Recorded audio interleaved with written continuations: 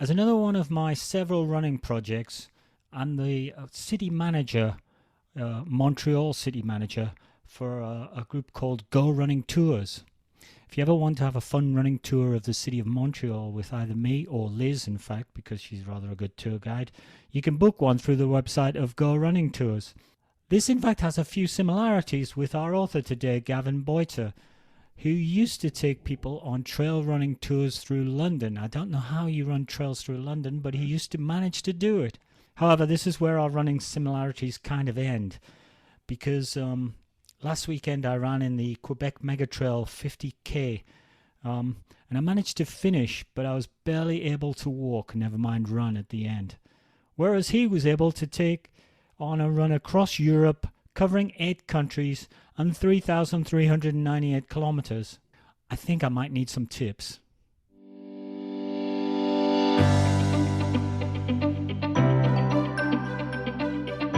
So hi and welcome to Running Book Reviews podcast, where we review running books to help you decide if you'd like to read the book for yourself. We also hope that listening to us chat about running can help keep you motivated about your particular goals in running and maybe inspire you to try something different or new. My name's Alan, and with my co-host Liz. Today we're going to talk with author Gavin Boyter about his latest book, Running the Orient. So Running the Orient is the story of Gavin Boyter's 2,300-mile run across Europe with his girlfriend, Aradhna, who follows him in their camper van, Roxy. So 2,300 miles is the 3,398 kilometers.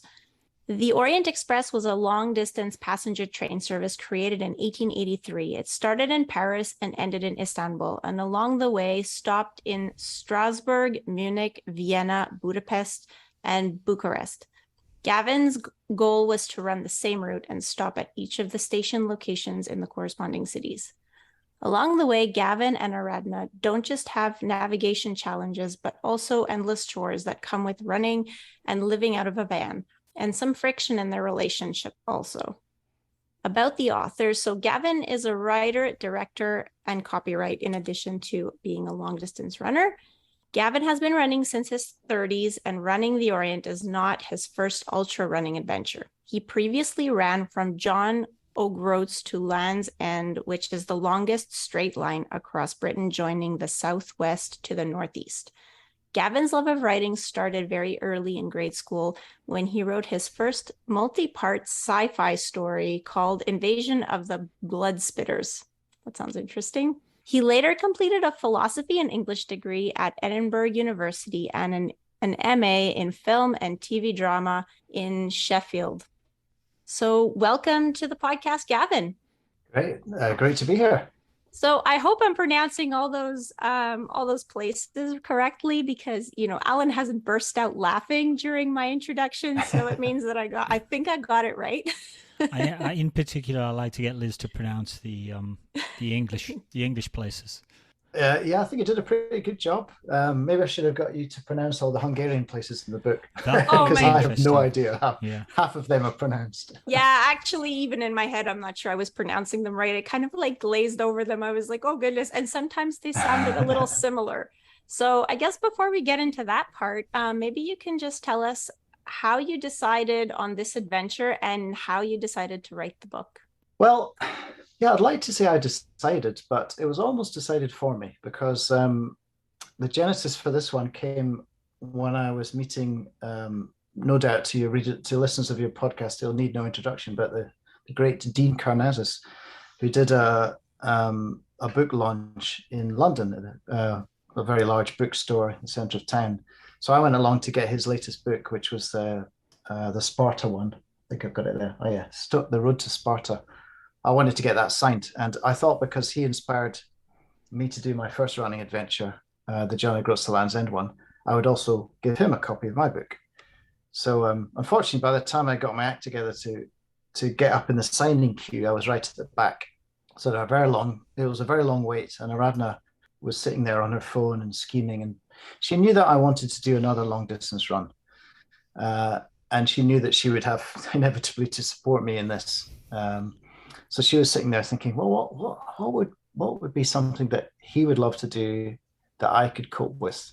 And then she just popped into her head Europe, and she had the thought, Gavin's run the whole length of Britain. Could he cross all of Europe? And then that made her think of the Orient Express. So by the time I got to meet Dean and we exchanged books, a lovely guy, very shorter than I imagined, but very nice chap. By the time I got through that experience and met my hero and everything, I got back to my seat and Aradhna had already planned my next adventure effectively. And she said, Gavin, would you like to run across all of Europe? I thought, that's a whole continent. That must be enormous. I can't possibly do that. But then she said, no, it's actually, it's not even 4,000 kilometers if you go the route of the Orient Express. Not even 4,000. So, yeah. So, the more I thought about it, the more exciting it sounded, because it does go through these big European capitals. It skirts the Alps. It goes over the Carpathian Mountains, and it's full of history. And I'd never been to any of those places apart. I'd never been to any, despite I've traveled quite a lot around Europe, I'd somehow managed to skip pretty much everywhere in that list, apart from France. So this was a chance to see some more of Europe and to have an incredible adventure. So yeah, I was on board. And how did it become a book? Like, did you know before you left that you were going to write about this, or was that sort of something that you ended up thinking of afterwards? For the first thing, my first book, Downhill from Here, I didn't plan to write a book at all for that one. I actually meant to make a film. And hilariously, I'm still finishing that film 7 years later, because I shot 450 hours on a GoPro with a little gimbal thing. Anyway, that's a whole other story. But for this one, I thought, I can't do that. I can't lug all this film equipment across Europe. But I do want to record it. So I'll just take notes at the end of every day, take lots of photographs, maybe make the odd voice note, but maybe I'll get a book out of it. Obviously, I had no idea what was going to happen. With these kind of projects, you assume you're going to have adventures, but you don't have any idea what shape it's going to take. So yeah, I did plan to write something about it, but I didn't really know whether it would be a book or not. I think one of the things that struck me about reading the book was, how rich it was in terms of the detail and the description. So did you review like a lot of that film? Because you almost feel when you're reading the book like you're kind of there and you're sitting, next to the van and looking out across the field and seeing a lot of detail, some animals or, some vegetation in some detail. Did you review all the film? I didn't actually film that much. I did have a GoPro with me, and I had the same little gimbal little pouch I made with this, so I could take the camera out, film something, and put it back in and keep running. But I didn't use it that often. But I did take a lot of photographs on my iPhone, and I had a separate Garmin satellite tracker. So that was my sort of lifeline, because everything went wrong on my first adventure, because I didn't have anything that I could communicate with support in the mountains. So this time I had that as my lifeline, so I can use my camera. I can actually use my phone as a camera, and So I did stop and take photographs. This was not supposed to be one of those. It's not Scott Jurek doing the north, doing the, what's it called again? The Appalachian Trail or Appalachian Trail. Yeah, I never know how to pronounce that. It's not. I'm never going to beat records. I'm not fast enough. And also there is no record to beat. So I just thought we're going to have a great time. We're going to enjoy it, almost like it's a little bit of hiking. I happen to be running, so I did take a lot of photographs. Also, it was just very vivid. I hardly used music at all for the whole trip, which I always do when I'm training. I always use music to keep me, on tempo and just to inspire me when I'm running through somewhere I've run 1,000 times. But on this occasion, everything was so vivid. You're surrounded by nature, because we deliberately took paths that were off the beaten trail. We didn't want to go through anything more than a small village, ideally, apart from the big towns that we had to hit. And we're making it all up as we go along. I'm finding trails and B roads and stuff where there isn't any sort of established runner's route or even hiking route. So it was all very, very vivid. At the end of each day, I also did take copious notes before I went to bed. This was actually one of the sources of friction. So okay. Very little time to spend together, and I'm spending a lot of it taking, finicky little notes about my experiences during the day. But it did mean that, I had a lot of very powerful memories stored when it came to writing the book, which I did as soon as I got back. I started immediately. I didn't leave it too long while it was all still vivid. So actually, that was one of the questions I had because it seemed like you were almost making the route up as you went along, and you had, from what you explained in the book, it seemed like you planned before you went out. So you planned for the day, but then while you were running, it seemed like you didn't follow what Google was telling you, and you would just decide to go a different direction. So how much planning actually went into the route before, like before you guys even left, and how come you never listened to Google? Well, the problem is we did plan meticulously a route, but quite a lot of the time you're using Google Maps and the satellite view. It doesn't really tell you a lot about the terrain through which you're going to run. You can't tell, for example, in France, the difference between a beautifully manicured trail and a private road through the state. You know, some things are labeled on Google Maps as roads that are actually private. You know, they're part of a giant chateau. You know, I had to sort of detour on that occasion. And the further you get through Europe, the less reliable maps are. I mean, some of those maps have probably, Google hasn't sent a car around every road in the world. You know, they've done it in the big cities, mostly in the West. As you get to Eastern Europe, you get the impression that someone in Romania has handed them some maps that may be massively out of date, or in Bulgaria, particularly one. I think I discovered a road that hadn't been a road for at least 60 years. There was trees growing out of it, you know, so that, you know. So you have to improvise. And once you start diverting from your very meticulously planned out route, the next day you're also going to have to either find your way back to where you were, or just think, well, there's no point in taking a massive deviation south and then heading north again. I need to be going east. Yeah. So the maps, which I've got a massive folder full of these laminated maps, they were sort of like insurance, really, against chaos. But actually, when you're there, it's much better to just, you're in the terrain, you can drive around in the van. Having the van was great, obviously, because we could do some reconnoitering for the next day to see whether something's runnable. So it just made more sense to sort of make it up as we went along. And also because we've got the van, we can sleep wherever I finish, or we can find somewhere that's within an easy drive of wherever I finish. You know, you have to have some sort of plan, but I think with these kind of adventure runs where there's no established trail, you're going to have to make a lot of stuff up. I think you mentioned the van there, which is really probably the number 3 major character in the story, Roxy, as the van was christened. So tell us a bit about Roxy and how did she come about? Yeah, that was another weird bit of serendipity, because we budgeted up various ways of doing it, either staying in like flea bag hotels or camping, which as soon as I mentioned the word camping, Aradhna went, no, I'm not in a tent for 5 months, not gonna happen. And we couldn't afford to do hotels, and even the cheapest hotels and stuff for hundreds of days across Europe. So we just thought a camper van would be sensible. And it just so happened that my sister said, I went up to visit the family at Christmas, and my sister said, do you want our bongo? And I went, well, I've got bongos. I don't need any more drums. Thank you very much. No, it's a car. It's like an 8-seater Mazda. It's got the most geeky name of any vehicle. It's called a Mazda Bongo Friend-E. It's a Japanese import, 8-seater. It's a tiny little thing, but it's no wider than a normal car, but it is obviously longer. But what it has is it has a sort of surreptitious nature when it's parked up and the roof's down. It has a roof that kind of opens up like a big wedge for a sleeping compartment. But when the roof is down, it just looks like a parked grey van. So it isn't like one of those big Winnebagos that you guys have like in Canada.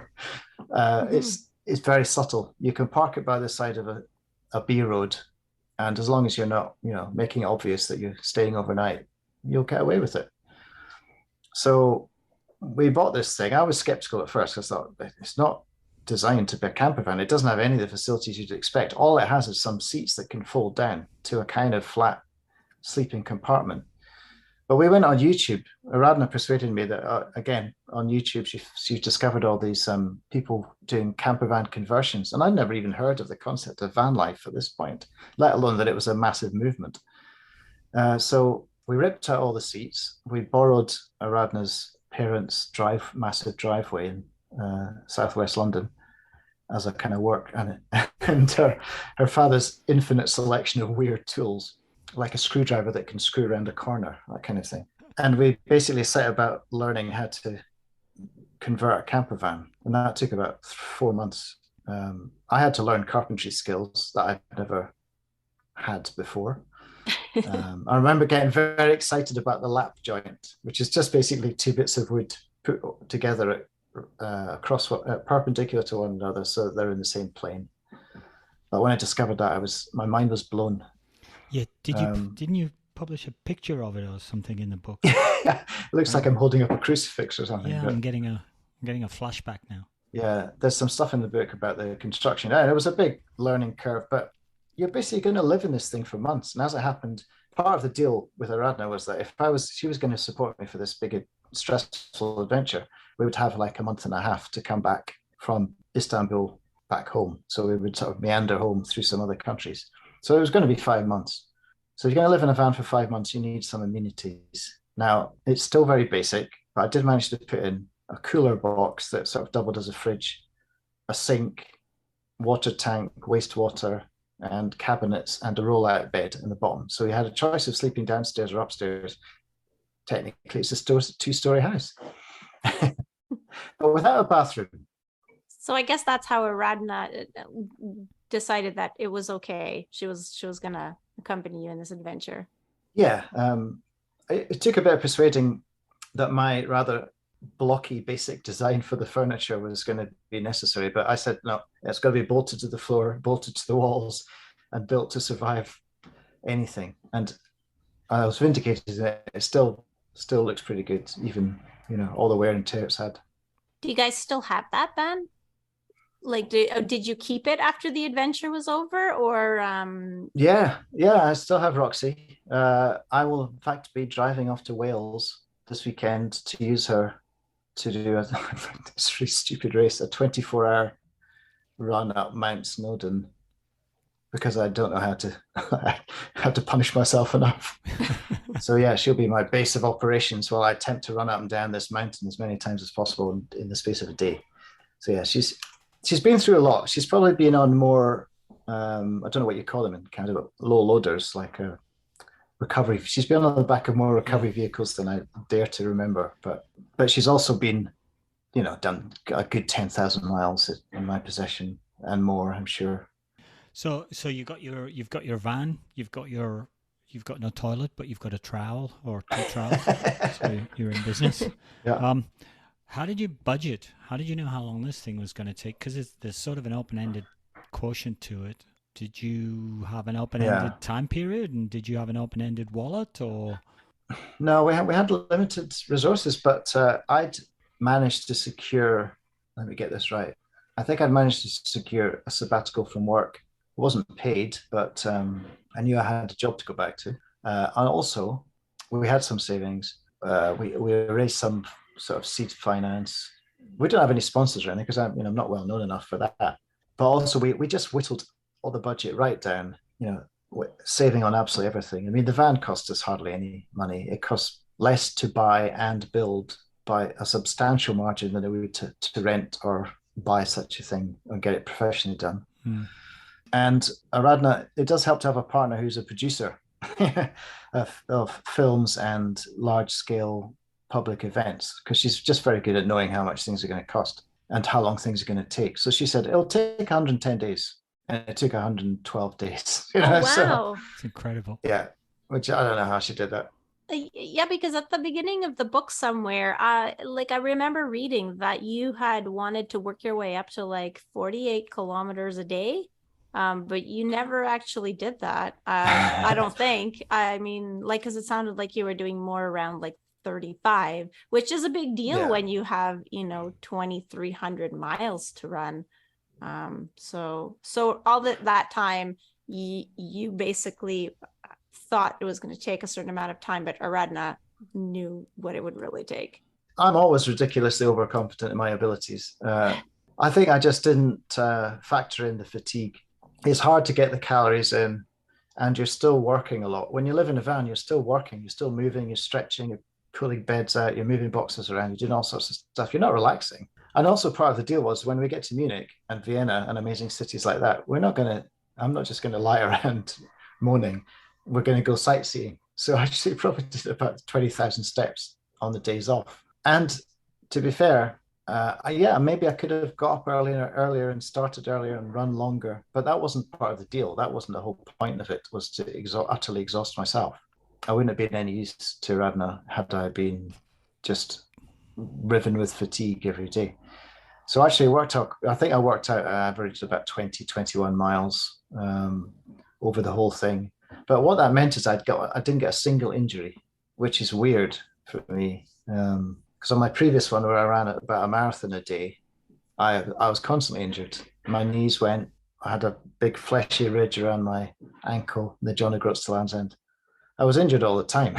Oh no! On this one, just dropping it by 6 miles made it manageable somehow. Does that play with your discipline a little bit? I think if I'm trying to sort of project myself into your experience. I'm thinking, okay, so better just knock it down a little bit. Don't want to get injured, need to get through. And then you're getting tired anyway and you're getting exhausted. So, let's have a couple of days off, or let's knock it down a little bit more, or... Yeah, I think even if I had that attitude, Aradhna wouldn't have let me, because I remember once we were in France and I told her, you've got to get me out there even when I don't want to run, because I need to do, we can't have this going forever. Our mug will run out of money and it'll just, drive us both mad. So once in France, when it was really cold, really wet, I remember I was running.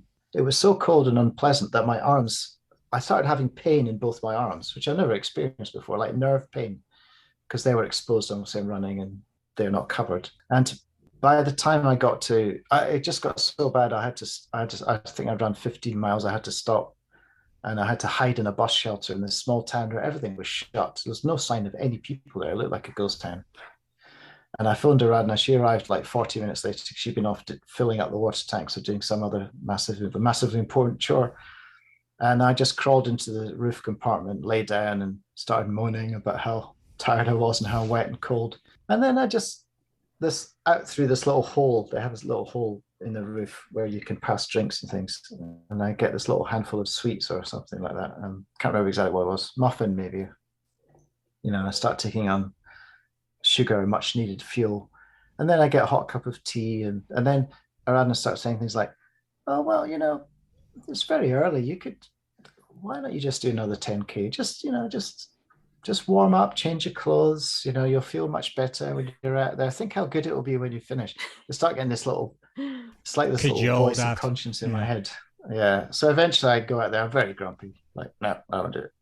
And I go out there and actually it was great. I enjoyed the second part of that day. Mm-hmm. I don't know how, but I just somehow really enjoyed it. And it was, yeah. So motivation's weird. It comes in fits and starts, especially when you're doing one of these multi-day things. There's no real logic to it. You just have good days and bad days.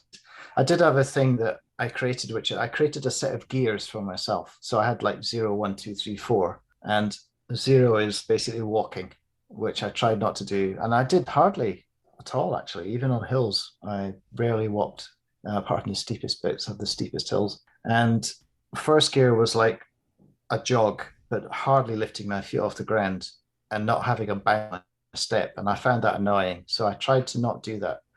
So I always try to get up to second gear, which is enough of a bounce that it constitutes a decent run, 12-minute miles, nothing very fast, very slow.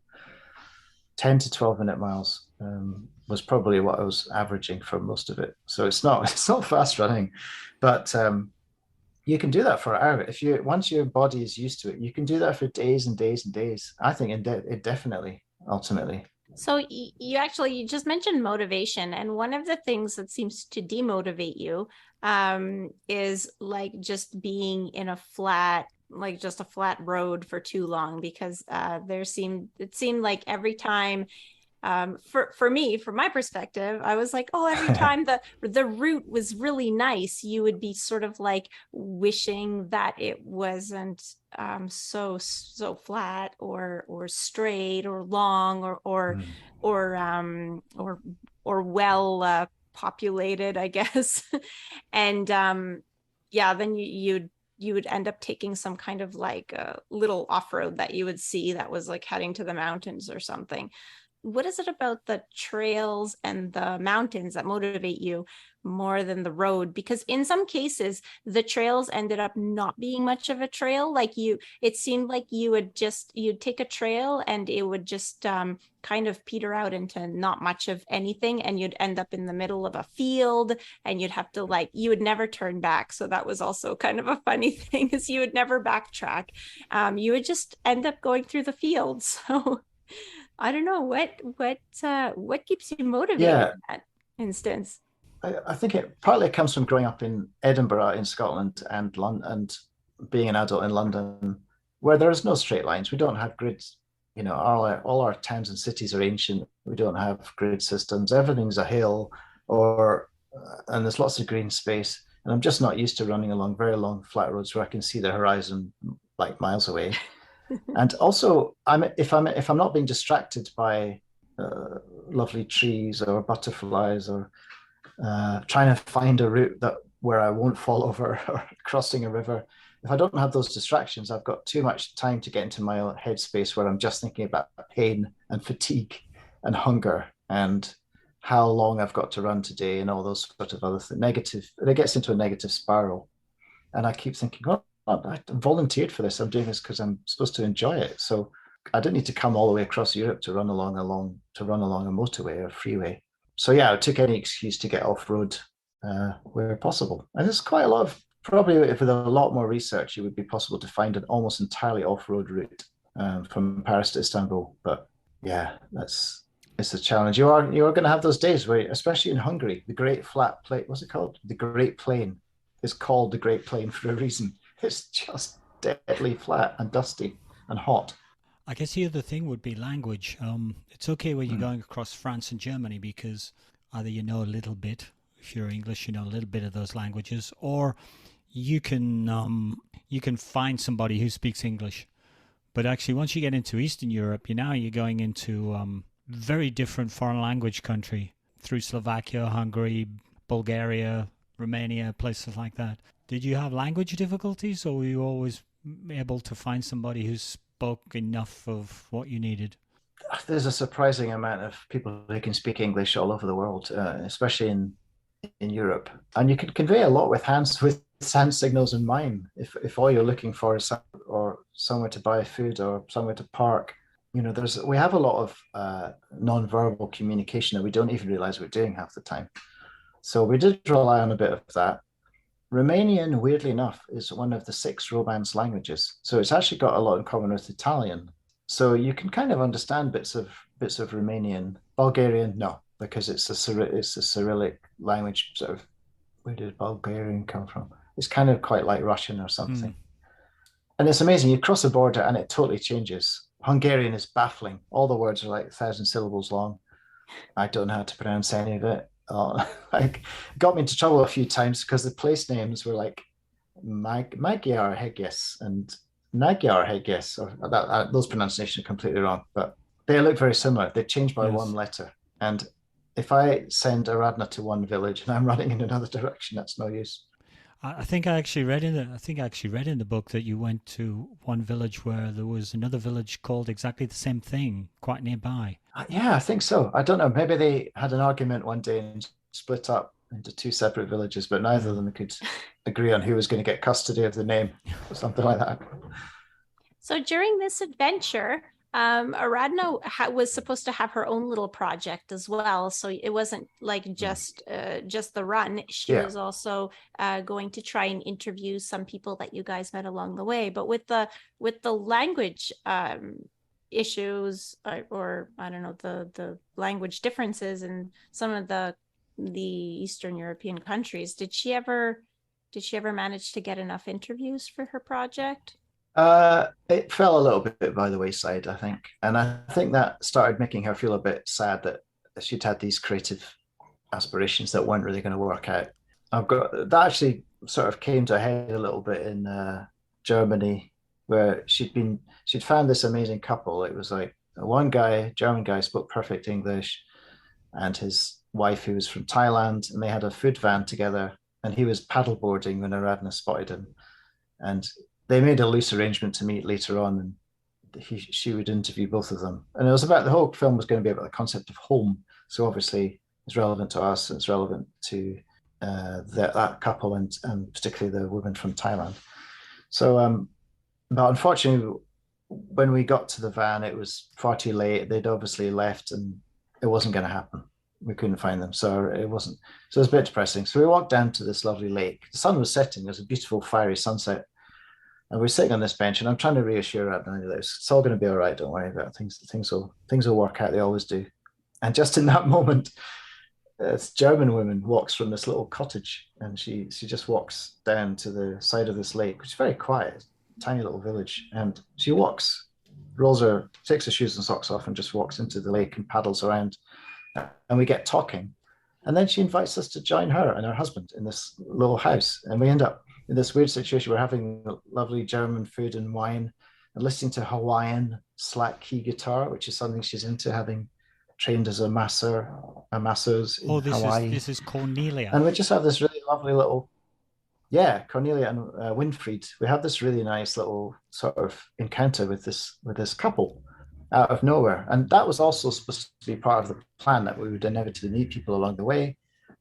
So we're not totally reliant on one another in a very strained circumstance. So yeah, that's definitely a theme in the book, is just taking the opportunity to have those random encounters with people who live in a different part of the world from you and have a different way of living. Cornelia seemed to have some sort of interesting massage techniques. Yeah. Sounded a little painful. I don't quite know where the slapping came from, but there was at one point she persuaded me that it was a good idea. She sort of slapped me across the back of the knee 9 times, because I had a sore knee at the time. And to be fair, it took my mind off the pain that I was having in the front of my knee by giving me an additional pain in the back of my knee. And it was so painful. I was like too embarrassed to make a noise, but this is really painful. I don't think this should hurt like this. But the next day, no knee problems at all.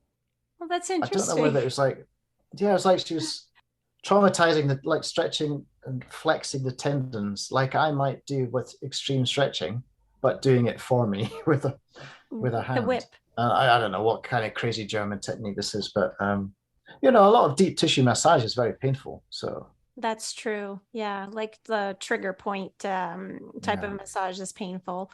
About Aradhna, so she was your like one woman crew for most of the trip. So you guys did have a few visitors, like some friends came to stay with her for a few days, which actually seemed to be really great for her because she'd have some company. But was that planned like that all along, or had you guys maybe wanted to have a few more visitors along the way? Did you ever think that you'd have a bigger crew for the trip, or was that always the way it was supposed to be? Well, Roxy's she's not very big, so it's quite difficult to have someone else there for too long. And also it's very difficult to organize people visiting when you don't know where you're going to be. I can give you a rough radius of about 150 miles from somewhere, but just telling someone where to fly into in order to get to you, and then they have to somehow figure out a way to, or you have to go and collect them. So the logistics were very difficult. So we did have a couple of planned visitors, and David came twice because he enjoyed it. He didn't learn his lesson the first time, because we always put them to work. You can't just come and be a bystander. You're going to help out with the cooking and washing and everything else. But yeah, that was fun and very important, I think. And as I say, we met people along the way. And then Aradhna did get a little break, which wasn't entirely voluntary because her grandmother was quite ill. So she had to go home and look after her while her parents were on vacation. So my dad, who was by then like in his mid to late 70s, had to come over to Romania. This is not a man who travels very well. Usually doesn't really leave Scotland hardly. So, Dad, could you come to the Carpathian Mountains, Transylvania, and support me for 2 weeks? So that was another fun little bonding experience. How did that go? Mixed. It was fun, but we did have a lot of problems because Roxy decided that she'd had enough in the Carpathian Mountains, quite high above the wildernesses it's basically dense forest. It's just like you see in a vampire movie. Actually, it's like dense forest, mountains, little goats, and bears. Apparently, 6,000 brown bears. Although I never Oh, saw them. wow. Oh, But that's we did good. have a funny incident one night where we managed to things started going wrong with Roxy, like the roof wasn't staying up, so we had to prop it up with a stick. And then during the night, I'm sleeping up there, and I hear this sort of snuffling, growling sound, and it feels like there's something prowling. My imagination's going crazy. It's like 4 a.m. So I think, God, there's a bear, and I'm in a tent on top of a metal box because it's got canvas. This roof thing has canvas sides, so a bear could make short work of that with its claws if it wanted a tasty Scottish treat. So I end up basically lifting up the little trap door into the lower compartment, shouting, "Dad, I'm coming down!" And I basically jump on him, thinking I'm going to be attacked by a bear, and it is probably just him snoring, to be honest. So the next morning we find out the battery's flat, and then we have to flag people down to get a jump start, and it all goes wrong after that. And eventually Roxy has to be towed off to a local garage. And then, we have to spend 5 days in 5-star hotels instead, which my dad is entirely happy about. Yeah. So poor Aradhna, she didn't get that treatment. She didn't get the luxury hotel. I mean, in Romania, a 5-star hotel will cost you what it would for like a 2-star hotel in the UK. So we thought we might as well go for it. But that was weird because getting back, it felt wrong. I felt this is not an adventure. I'm sleeping on lovely silk sheets in a palatial apartment. This can't be right. I'm supposed to be suffering. And you don't have to, use a trowel to go to the bathroom. Yes. They have facilities. Oh, so you didn't see any bears, as well. We could have given you advice on that, though. We've had events where the compulsory equipment includes bear spray. Oh, right. Okay. Yeah, I should have got some. I never thought of that. I noticed in your book that you actually published the song that you sing to vocalize so that bears will hear you and not be surprised by it. Because of course, one of the key things is don't surprise the bear. Make a noise. Yeah, so I had fun making up little ditties to sing because I don't really sing. I'm too embarrassed usually to sing even to myself. But I thought, if it's a life or death thing, I'll sing. But then I'm going to have to make up a song about bears. We used Roxanne by by the Police or whatever. We'd sing Roxanne. Seemed to work. We didn't encounter any bears either, did we, Liz? No, and we also watched plenty of YouTube videos so that we knew how to use the bear spray because that's the other issue. You don't want to like spray it into the wind because then it comes back in your face instead of spraying your own eyes. So then you're trying to see whilst being attacked by a bear. Yeah, pepper sprayed yourself and then just easy game for the bear. So you didn't see any bears, but you did have a lot of encounters with dogs. Yes. It turns out that Romania, to a lesser extent Hungary and a bit of Turkey, has a sort of feral dog problem, particularly Romania. And I won't bore you with the details of how this happened, but there are historical reasons for it, why there's all these, what were domestic pets that are now living as wild packs. And it turns out that if you set dogs free, they'll eventually just naturally form packs. And this is like a weird pack of like a Labrador, a Spaniel, an Alsatian, random collections of dogs. Where one of them just decided but what they do discriminate against is random people running at them with lycra through the forest. They don't like it at all. It was scary because most dogs are not going to bite you. They just want to bark at you to see you off their territory. But I'm running through their territory. I have to get to the other side of it.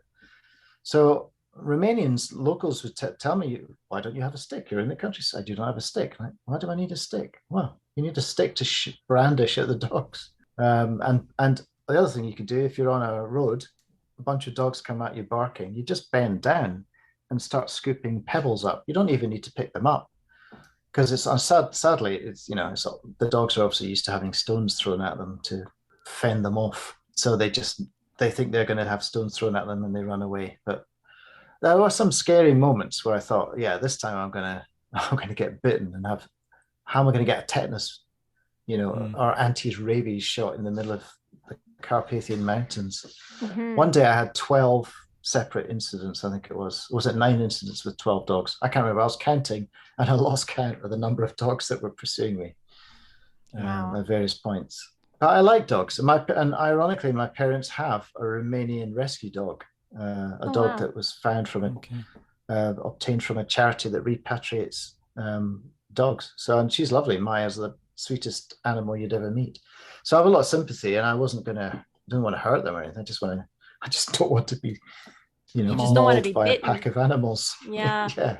It seemed though that like in some areas the dogs were a bit more tame, like where they would more like try and get food from you, not really Yeah. bark at you and stuff. It's almost as if there were some areas where I guess they were better treated, so they were kind of just used to wandering around. They'd see a person and they'd go beg for food. Is that kind of how it went? Yeah. I think the hungrier they get and the more away from a sizable town or village, the more they have to revert to their wolf-like status to survive.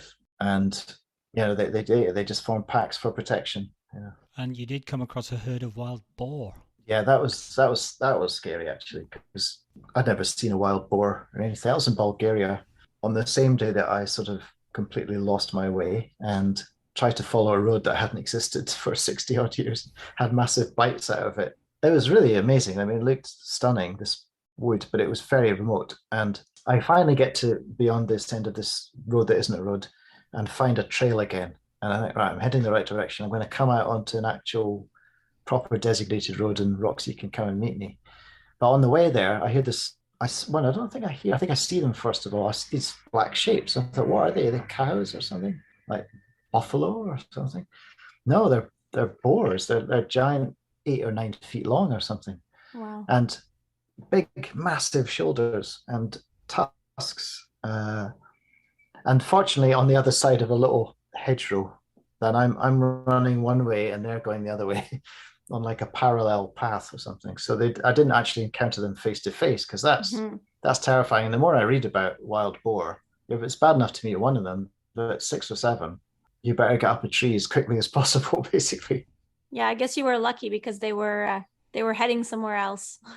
Yeah, they're just eating some walnuts or something, and they were fine. They weren't bothered by me, oddly enough. One of the times when you get lost and you should have backtracked but you didn't, you actually end up trespassing onto a military base in Turkey.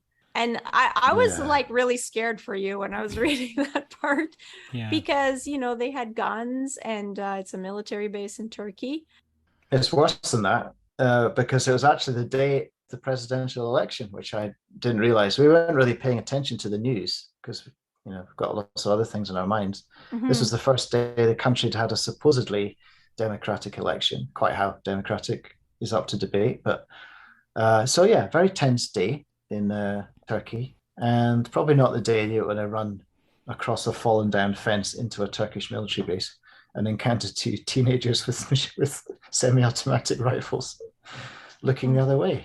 But it worked out, as a lot of my misadventures seem to do. And I got taken down to the base and put into a little room, and I had a senior officer there sort of interrogating me with his assistant using Google Translate to send messages to each other. But I knew I was safe when I heard the fateful word chai, because Aradhna's Indian and chai in Hindi means tea. So like, well, if they're offering me tea, they're probably not going to hang me upside down and beat my feet with sticks. Yes. That'll be okay. Yeah. So you ended up being okay. But one of the tips you give, because you give like tips during the book after every like couple chapters or so, and one of the tips you give is actually, if you get lost, you should turn back. And seeing as how you had so many misadventures, do you think the next time that you plan your adventure, do you think that you might take your own advice? I have tried recently in races where I've gone, or not races, but like if I've gone on trail run by myself just for training purposes and I go the wrong way, I do tend to backtrack. I was forced to do that on a 100-mile race actually. I realized that I'd been lost and distracted by the music, and I'd run for about 10 minutes down the wrong fork. I thought, well, this is a race. I have to run the route. Yeah. So I learned from being forced to do it on races where you haven't got a choice. that it just saves time sometimes. There's no point trying to forge a path when you're only going to save, assuming you can find the right way back to where you're supposed to be, you're only going to save 10, 15 minutes. I don't like doing it. I like the adventurous route. I think and it's it's probably too stubborn. It's a Scottish Yeah. nature in you, Gavin, that you would engage in what you describe in the book as a little bit of judicious trespassing. Yeah, we don't have trespassing laws in Scotland. We have like the right of access, which is different from English. So we are allowed to climb fences and cross farmland and stuff, as long as, I guess, if a farmer asks you to leave, you probably have to. But we have a different attitude to fences. More Braveheart sort of attitude. Coming back to Aradhna, there's in fact you took a special secret gift with you on the journey, with an idea for a special romantic gesture at the end. Maybe you could tell us a little bit about that. Do you want to share that? Do I want to spoil that for the audience? Well, no, I think I do spoil it early on, don't I? I put that chapter in. Well, yes, I had a Yeah, plan. you do. You do mention it at the beginning. Right at the beginning. That you had this plan, and you hide the gift in a secret location in the van. So my theory was that if you can endure 5 months together in a tiny van having an adventure like this, you probably met the person you should spend the rest of your life with. This is my thinking at the time. So I thought, well, maybe it's that time. Maybe I should propose. So I actually had to have a whole secret plan. During our busiest period of planning the trip, I was sneaking away to meet with a goldsmith to design and create this ring. So it probably seemed like I was having an affair because I kept making up these like random excuses for where I was for several hours. And ironically, I was making this ring, which I had to hide it somewhere. So I hid it in my wash bag. And then I thought, well, I'm just going to have to make sure she never looks in there. So a few times I had to snatch it off her, which probably baffled her. Why is she being so possessive about his wash bag? There's nowhere to hide things in a tiny vehicle like that. But yeah, so that was the plan. And paid off rather nicely with a rooftop proposal. How can I put this? I don't want to spoil the ending of the book. I won't spoil the ending of the book. I'll let readers can read what happens next, how it plays out. Very good reason why people listening to this podcast should get the book and read it themselves. Yeah. And how long had you two been together before you went on this adventure? I think it was like about 3 years or something. So you knew each other already pretty well. Yeah, we'd lived together. We just lived together in a nice house with lots of rooms and properly functional bathrooms. In fact, they're almost as bad as you and your partner, Liz. They're almost as bad as you and Andre. Yeah, because we're still boyfriend girlfriend. It's been 10 years, but at least now he proposed. So now we should be getting married. But we haven't planned that yet. So. We keep saying when are you getting married now that you proposed? And they're going.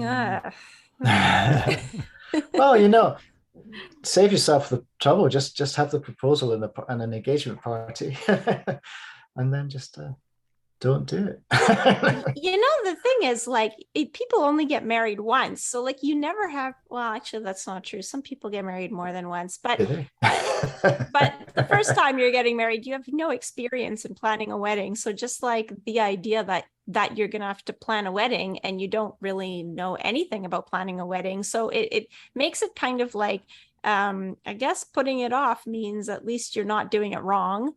So it's a little bit how that kind of happened is, okay, well, we have to find somebody to do all the, official paperwork and the vows and everything. So yeah, we just I guess we just don't know where to start. So we haven't started. Fair enough. And honestly, it's more stressful than planning a pan-European adventure. It's very stressful planning a wedding. Anyway, moving swiftly on. I just wanted to touch on it so people know there's something in the book for rationalize getting the book for. If they're not into running, there's romance. Yes. Yes. Yeah. There's also a lot of lovely scenery and drama. I like to put in a few little historical. I do sort of. I have this weird thing of I'll run through places, but obviously I've not spent days and days researching the history of every single place I run through. But if I see anything interesting, I photograph it or take notes, and then I'll research it when I get back. So quite a lot of the things I saw, I didn't know what they were. I just thought they were fascinating and interesting. I went back and did some research and discovered things like the grave of the first three American soldiers killed in the First World War in France, and like an ancient Celtic burial mound in Hungary. Things that I just thought, well, that's weird. I don't know what's that. I have no time to stop. I have to run. So yeah, some amazing sculptures as well. It's fun. It's actually, yeah. It's like there's so much, so many unpredictable things. Little villages where there's been a expo of wood carving in the previous years. So there's all these amazing wood sculptures and stuff. But these things are all really helpful if you're going to have a multi-month adventure. Mm-hmm. That you go through somewhere that's intrinsically interesting. So you actually include some of the pictures in the book. You have like two photo sections, but I imagine that you took like a lot of photos during the multiple months. So how did you end up deciding which ones you wanted? Well, I presented a big shortlist to the publishers, and I just said, look, I can't decide what's interesting. I want these 4 or 5 because they're really crucial to the story, like the building of Roxy and so forth. Mm-hmm. But other than that, I just let the publisher come up with their selection, and I thought they made they did a good job of it, because it's not just. It'd be really boring if it was, and I had no photographer filming me running for most of it. Aradhna took a few shots from the van, but most of the time there are shots of things I saw, lovely scenery, flora and fauna. I don't have any shots of feral dog attacks, so I don't have the presence of mind to get my camera out. But yeah, there's some nice memories in there. Lavender fields in Bulgaria. I had no idea that Bulgaria is one of the biggest producers of lavender oil in the world. There you go. And in fact, all of that made for some very readable, very interesting footnotes through the book. You go, what on earth is this? And there's a little 1 or 2 next to it, and then you look down at the footnote and you find out what it is because you did the research afterwards. I've always loved footnotes in books. I don't like them when they're at the end, because nobody can be bothered flipping back and forward. But if they're at the bottom of the page and it's just a little aside, which would otherwise disrupt the narrative. So you have the choice of reading them or not, or just flipping through it and then coming back. But I do like a fun little footnote. In terms of some of the people you came across, tell us about Bjorn and Joka. Oh yeah. This was in Romania actually. When my dad was there, there's a road called the 67A Transalpina, which is this really beautiful scenic route. A lot of bikers take this route across the Carpathians.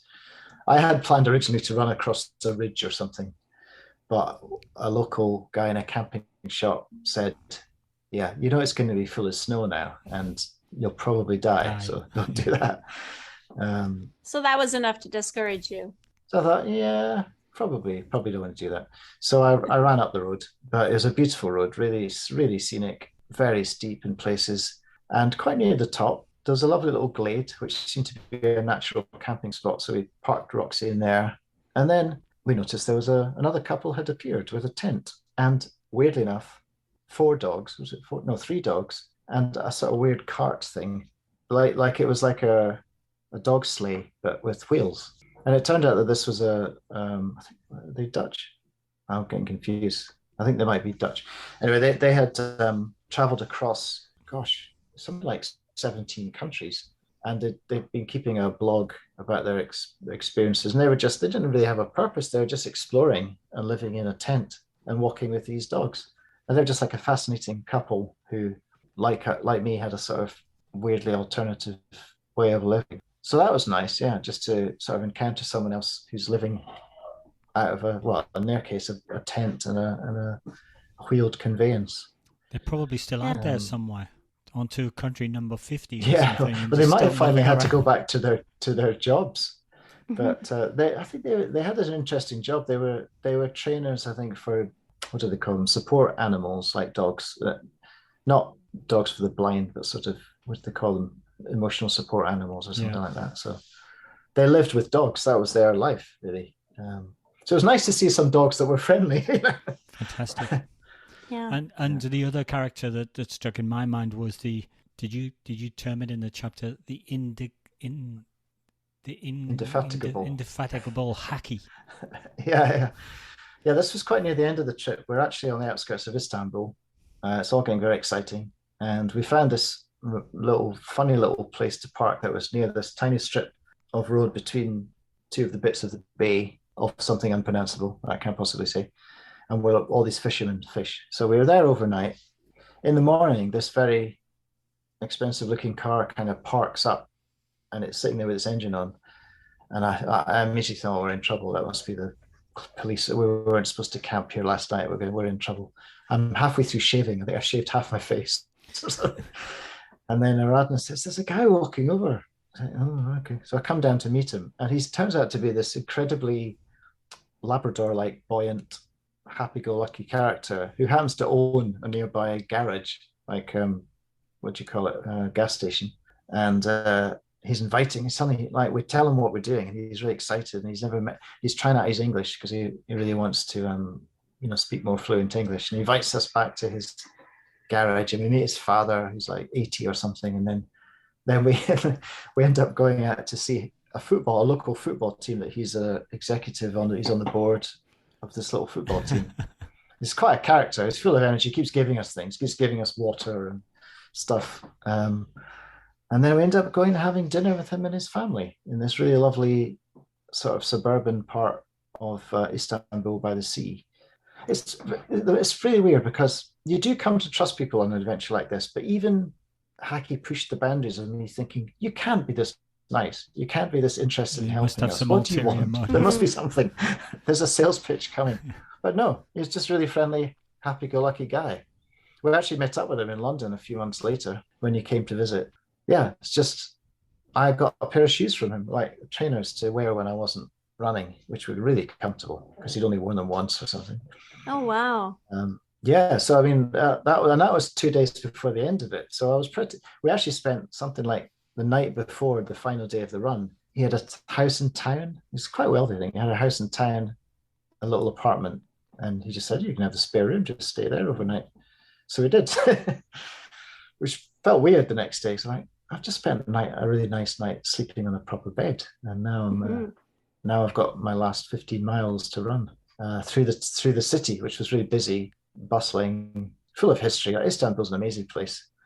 It's like meeting place of civilizations for thousands of years. So it's interesting. It seems like you're not like the first person that has a big, long running adventure and meets all kinds of like interesting, fun, kind, generous, like just, giving people along the way. Like, it seems like anybody that's done any ultras, I mean, you just think of ultra marathons like 100-milers and the crews that end up crewing the runner. Sometimes it's they're up for, I don't know, 48 hours straight taking care of this runner, and it's just like, I mean, how much more generous of your time and your energy can you get? And it seems like these big adventures almost, I don't know if it's a magnet for good people. Usually, yeah. I mean, there's very few stories. There is one, Rosie Swale Pope. I don't know if you know about her, but that must be 20 years ago. She ran around the world. Talk about adventurous. Like, it took her years, but she did have one incident where some very threatening men, somewhere in Siberia, I think it was, who were going to drag her into the woods or something, but she managed to escape. But she just tosses this off in a paragraph like it's nothing. But mostly people gravitate towards you because they're sort of baffled and amazed that you're doing this thing. They're just trying to understand it. You're clearly not a threat in any way.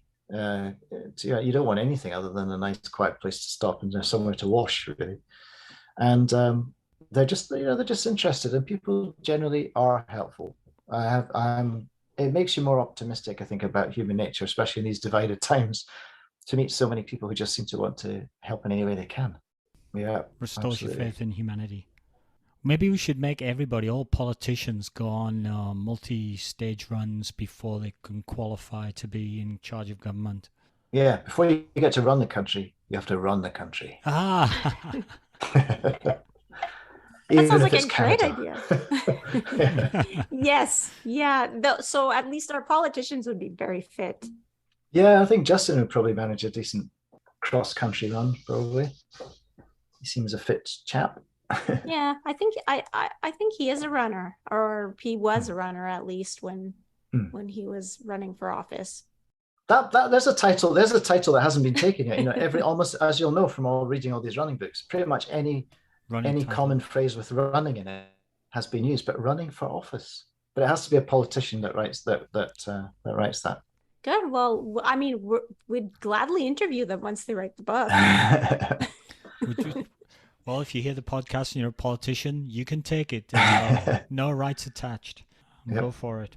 Are there any things that you regret on the adventure, or maybe you're not that kind of person, but are there any things that you wish you'd done more of, or you wish you'd done different? I think maybe I would have seen a bit more of the Alps. I did sort of sneak into the Alps because I was getting bored of seeing this beautiful backdrop of mountains while I'm running along these admittedly very pretty alpine meadows. But I could have done with doing a bit more running in the mountains, but that would probably have finished me. They were all covered in snow, even in April. You know, a lot of heavy snow up there. So I sort of went through some of the smaller peaks. Did encounter a little bit of snow, but nothing significant. But yeah, it would have been nice to see a bit of that, and maybe to just have a few more towns to stop in, so that Aradhna wouldn't have been quite so frustrated on board at times. Although we did have a great time when we did take our tourist days. We didn't waste them. Probably choose not to run through the Champagne region when it's shut. Not ideal. Yeah. Well, how did you decide on when to leave? Like, was it so that you'd have enough time at the end to then go visit before winter comes, or because it seemed like it was pretty cold at the beginning? I mean, you didn't have one day where you were freezing. You had multiple days where you were freezing, and it seemed like the van wasn't really prepared for that. Like, it wasn't insulated or anything. Well, it was insulated, but there's only so much you can do with a metal box, really. It's basically a nature's fridge. You know, it's like not nature, but yeah. There wasn't really a very sensible time to do it, but we definitely had to avoid winter. So I thought we'll just wait till the very beginning of spring. It gives us the maximum amount of time. And obviously, as I'm going further east and south, it's going to get warmer anyway. Or so we thought. But we didn't really plan for there being like a second winter suddenly in the middle of March. There's always whatever you do, there's going to be problems. Like if we left it too late, we would have hit Istanbul and southern Bulgaria when it was getting really hot, and I'm not good with heat, so I have problems. I can run in sub-zero. I'm quite happy to do that, but I'm really not happy running at 45 degrees or higher. Yeah, when the thermometer starts hitting triple digits, I'm like, no, I don't want to do this. Sounds like you're more my kind of runner than Liz's kind of runner. Liz is a hot weather runner. Yeah. I acclimatize well to the heat, but not so much to the cold. So you got a bad water in your future at some point. A little way off. It's long, lovely flat roads, long flat roads. Oh, is it? Okay. Well, I mean, they're just on fire.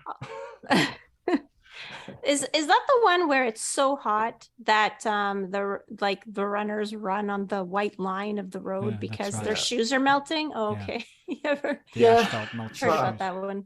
It's like 140 degrees or something stupid. You have to wear a white suit, like you're dressed for being a volcanologist or something, because it's just crazy hot.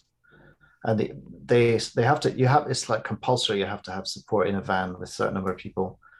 And it's 135 miles in the heat of summer in Death Valley. I mean, it does sound absolutely barking mad, that kind of thing. There is a crazy part of me, and probably quite a lot of, ultra runners, all ultra runners must have this, where the crazier it is, the more you want to do it. How else do you explain like that, or the Barkley Marathons? That's another. Yeah, that one is bonkers one. I know, when you're pretty much guaranteed you're not going to finish.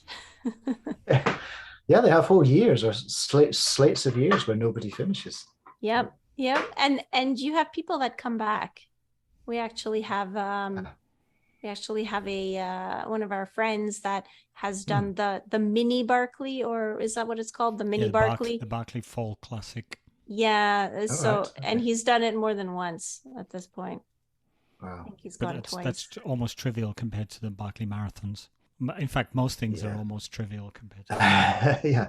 Well, it was designed to be an unfinishable race. Yeah, when he came back from there, I mean, he wore shorts and he just had like his legs looked like they were someone took a machete and just decided to draw all kinds of lines all over. I mean, they were all scratched up, and I asked him if he thinks he's going to wear pants next time, but he doesn't like pants much. No.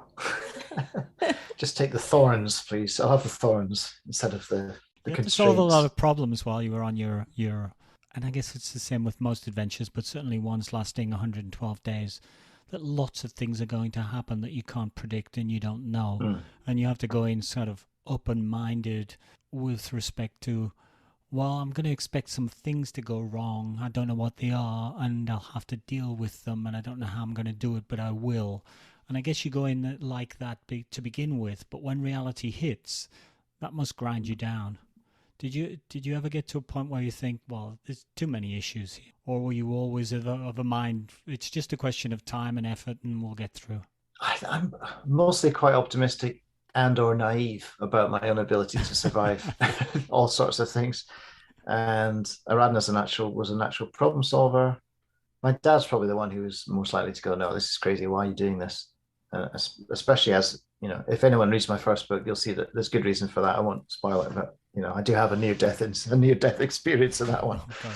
But yeah, just you have to have an optimistic sort of problem-solving mindset. I just think very little it's hard for things to kill you. It's hard to be killed in the middle of the wilderness in Eastern Europe. It's not the wilds of Siberia. It's not a desert. It's not the veldt where there's lots of killer wild animals. Just a few bears, dogs, and boars, but generally, and also you've got a support vehicle and you've got a Garmin. I had all these protective measures in place. So the worst that was going to happen was I was going to get lost, I was going to injure myself, or me and Aradhna were going to have a massive fight or something.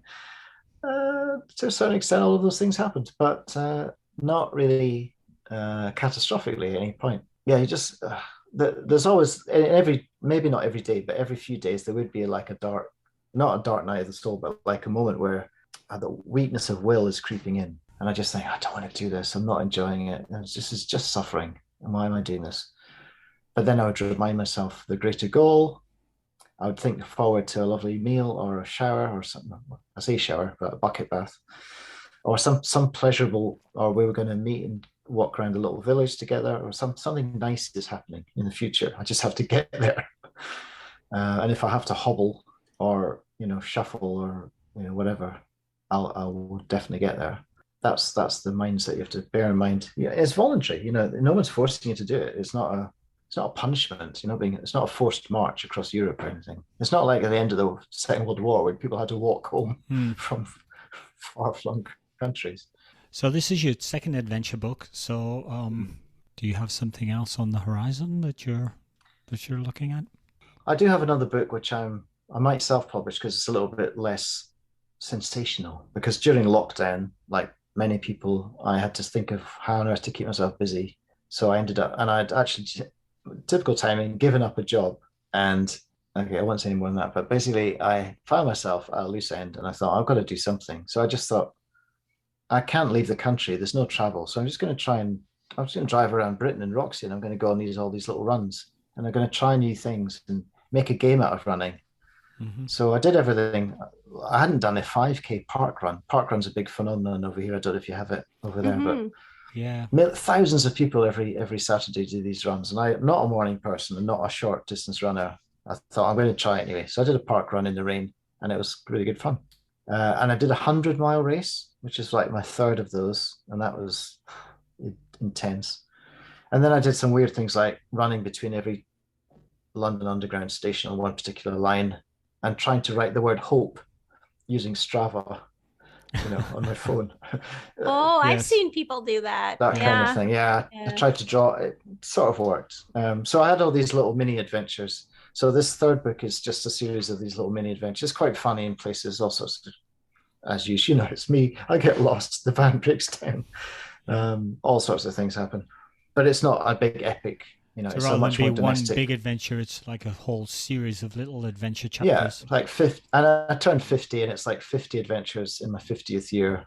When my Okay. birthday was basically me talking to friends over Zoom. That was what a lot of us had to do to Yeah. celebrate things. So yeah, and it's about coping with lockdown and emotional problems and all sorts of Okay. things.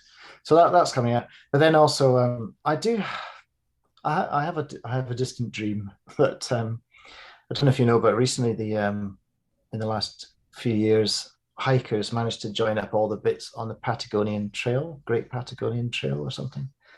So it's basically there is now theoretically a walking trail down most of the west coast of South and Central America, but that's Okay. that's a big. That's about it must be about 5,000 miles or something. So this And is it like ends obviously through in the Andes.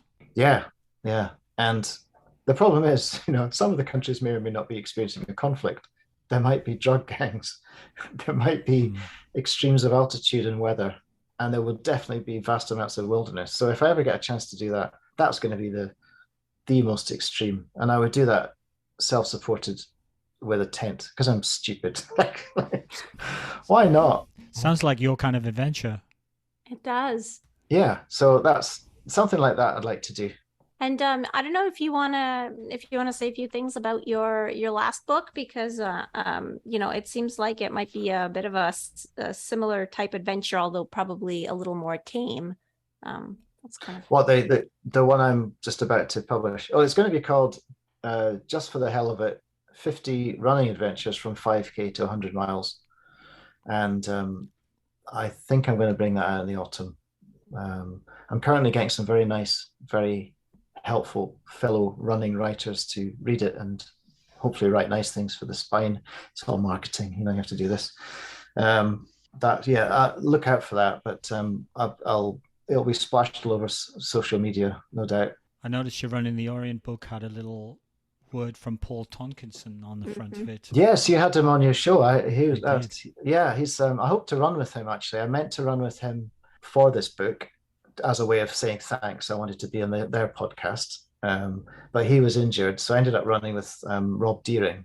I don't know if you've got him planned to come, but he's a really great guy as well. And he's written a book called Running Tracks. So Running Tracks and 26.2 Miles to Happiness. Those are the last two running books I read, actually. And they're both very different, but they're both great fun. I was on the Running Commentary podcast, and that's a great podcast because it's like doing this but running at the same time. Yeah, we've listened to it. I also got to run with Sean Conway. I don't know if you're aware of him. He's not so much of a runner as a general purpose adventurer, but he did a crazy thing. He's done, I think he's the only person to do a length of Britain triathlon, in that he's cycled the length of the country, which is like, it's no big deal. It's 1,000 miles. Did it in about 6 days or something. And then he's run it. And he also, but here's the big thing, he swam it. So he swam up the west coast of Britain around all these little fiddly bits of Scotland and the Hebrides. Oh my goodness. It took him months and months. He was sick, stung by jellyfish, nearly hit by tanker ships. Oh, it's a great book. I'm going to recommend someone else's book, but Hell in High Water. It's not a running book, but that is a great book. So he very kindly wrote a little crit for both of my books. Very sporting, nice chap. So there is a kind of little community of people who do these crazy running and physical adventures that I'm sort of discovering slowly. It's not just me. The weird thing is it's like herding cats because everyone's like off doing something weirdly individualistic, and everyone's off, as you say, doing crazy things. Yeah, and if you're off for like 5 months, then when the person comes back after their adventure, well, you're off somewhere for 5 months.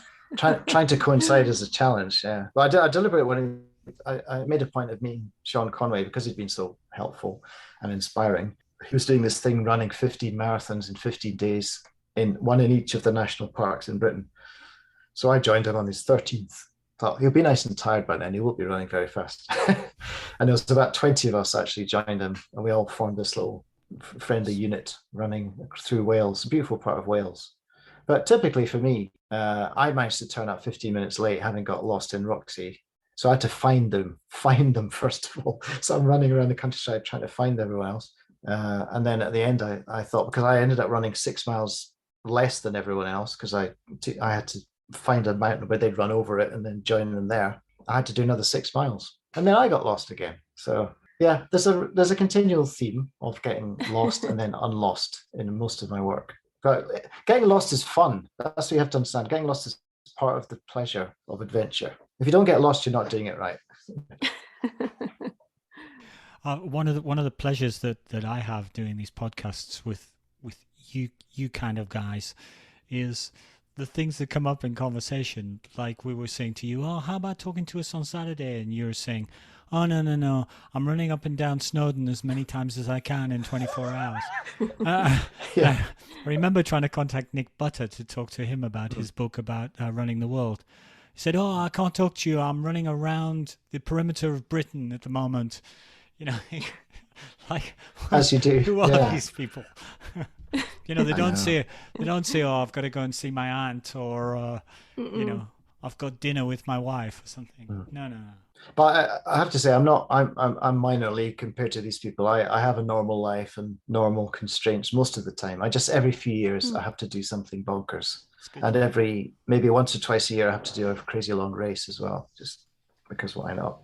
So if people want to follow you, Gavin, where's the best place that they can sort of check your exploits? Yeah, I'm on Twitter. I've got 2 Twitter accounts for some strange reason. One of them, the running one, is it's actually called @long_run_film. But just put long run film and you'll find it, because that was going to be the name of the film, which will eventually come out to accompany my first adventure. And then I've got a website, which is just gavinboyter.com, where I put all my books and various other projects. And there's an Instagram account. I think that's just gavin.boyter. But yeah, you'll find me on social media and boring people with stories of misadventure. And for people who want to get copies of the book, is there anywhere in particular you'd like to direct them? I'd love to say it was published in Canada and America, but actually you'd probably have to get it off Amazon or Barnes and Noble or one of those other sites. Don't know whether it's in any bookshops as an import. It might be, but you could try asking your local bookshop and support them, independent bookshop. That'll give them something to think about. Or if there are any American publishers, their rights are probably still available. Should you want to do an American Get in touch edition. with Gavin, and he's just given his contact information. Yeah, but yeah, it's on Amazon. So yeah. Yeah. Do you want to stay for our summaries? Yeah. So we should. Yeah. Why not? Let's do it. Hear what we're going to say about He's like, okay, fine, I guess so. As long as they don't hate it. No, it's been great talking to you about this. Yes, I'll give my rundown first. Little synopsis. Well, it's a vivid story, I said earlier, told in such rich detail you couldn't help but be there with Gavin on his journey. All the photos were brilliant. So, you hear about these weird people that you've met, and there's a photo of them, and they're huge dogs, and Roxy, and there's the construction of Roxy, and then you can imagine being there. So that I think makes, the story just much more vivid. The regular pages that occur throughout the books, which are tips for multi-day runners, I did sort of think, does he really think that we all do this sort of thing and we need tips to, oh yeah, when I do my run across the whole of Europe or across the whole of America, I'll need to read these tips. But you do say multi-day runners, and I guess there are lots of those. That was fun, and there were good advice, general advice in there for anybody who does a lot of running. Also, what I found fascinating at the end was the kit lists. So what you take with you, all the things that how you've equipped Roxy, your van, what you've got in there. It's no small undertaking. You got to do a lot of thinking through and around the problem. And I guess your original adventure of running across down the length of Britain, you actually did a joggle, didn't you? So yes, down. So you're going from the north to the south. Probably got you into a mindset to get well equipped for the big adventure across the Orient Express. The problem solving that you did for all the unexpected issues that arose was nothing less than impressive, and I think I concluded that Aradhna is a formidable woman. I did notice that when you and your dad were on your own, and you had a problem, one of your early reactions was to phone Aradhna, who was back in the UK, but to phone, "Oh, hello, dear, we've got a bit of a problem." I can imagine the conversation. I think, personally, I would have dissolved into a hysterical mess by the first week when the unexpected snowstorms arrived. But, you just problem solved your way through it. The book is a fantastic travelogue across 8 countries and a huge adventure book all rolled into one. And there's a certain English connection that I have as well, which I appreciated. It just made it, extra special for me. So a great read. So I guess I'll echo that it was a great read. Gavin is a good storyteller and is able to paint a picture of the landscapes and the experiences so that the reader feels like they're almost there. There are 2 sections of color photos, which I thought were fantastic. I liked seeing, Roxy in the early stages of the van build. And, I was also kind of curious to see what Aradhna looked like and, what Gavin looks like, even though, Gavin, you can go see his picture on social media, but it was nice to have it in the book. And the book tries to tell an accurate account of what it's like to live in a van with your significant other for several months while running almost every day. And it doesn't just tell the positive, it really tries to tell a realistic story of the experience. So it's not painted with rose-colored glasses or anything like that. Gavin explains how they were constantly, looking for somewhere to get fuel or water, taking bucket baths, washing all their clothes, which also meant washing almost every day. He also explains that even the best relationships can become strained when, both people are tired or feel underappreciated. So anyone that is into ultra running has dreamed of van life, which you're right, there are a lot of people that dream of van life, because my partner Andre, he watches a lot of van build YouTube videos. So I feel like he falls into that camp, or just likes to hear about people's travel experiences. I think all those people would probably like this book. And I was particularly impressed that Gavin didn't get himself thrown into Turkish prison when he wandered onto a military base.